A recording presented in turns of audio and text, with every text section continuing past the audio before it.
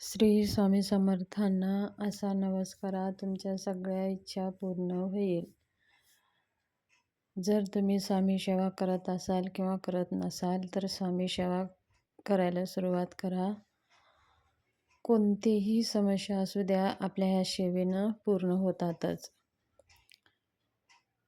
स्वामी सेवा करत असताना नवस बोलून केलेली सेवा ही लवकर फलित होत असते आणि लवकर पूर्ण होत असते. तर स्वामींना नवस कसं करावं, नित्यसेवा कशी करावी, त्याचा व्हिडिओ माझा दुसरा येणार आहे. पण आज आपण स्वामींना आपल्या मनातल्या इच्छा सांगून सेवा कशी करावी ते आज ह्या व्हिडिओमध्ये मी सांगणार आहे.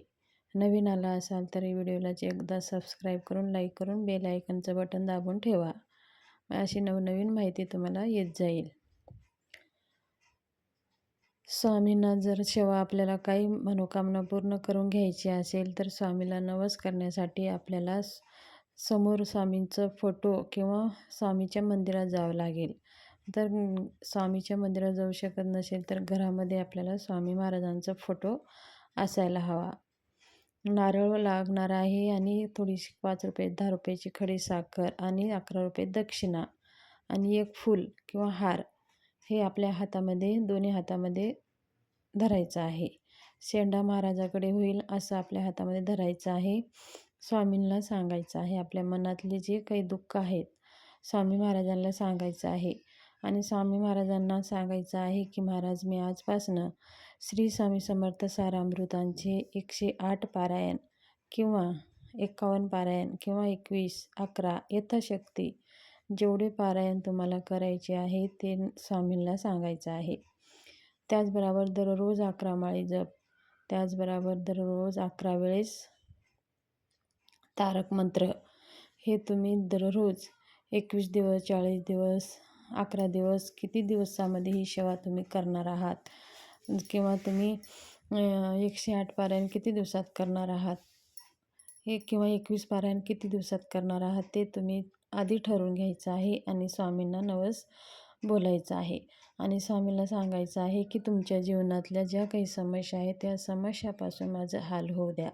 स्वामीला नवस करताना असं बोलायचं नाही की स्वामी महाराज, माझी हे कामं होऊ द्या, मी तुम्हाला 5 किलो केळी देते, 5 किलो पेढा देते किंवा 10 नारळ देते, असला नवस बोलायचं नाही. स्वामी महाराजांना नवस करत असताना, स्वामी महाराज, मी तुमच्याकडनं तुमचे पारायण करणार आहे, दुर्गा सप्तशतीचे पारायण करणार आहे, मी श्री स्वामी समर्थ सारामृतांचे पारायण करणार आहे किंवा तुम्ही मल्हारी सप्तशतीचे पारायण करणार आहे, मंत्र जप करणार आहे, हे असले ही जास्तीत जास्त माझ्याकडनं सेवा करायची आहे आणि माझ्या सगळ्या समस्या दूर होऊ द्या असं नवस स्वामींना करायचा असतो.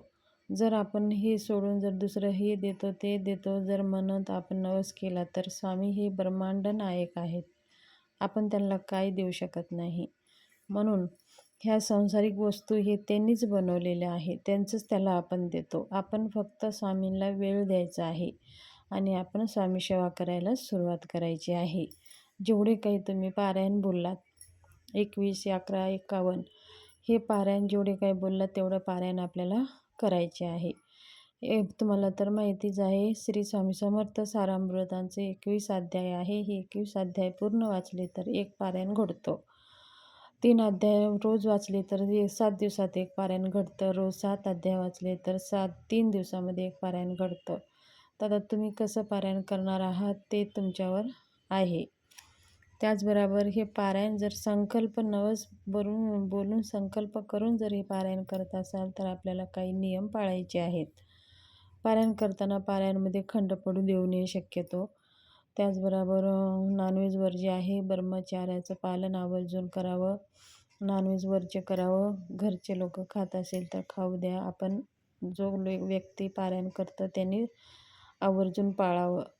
घरचे व्यक्ती पाळले तरी अतिउत्तम, पण काही कारणाने होत नसेल तरी काही हरकत नाही.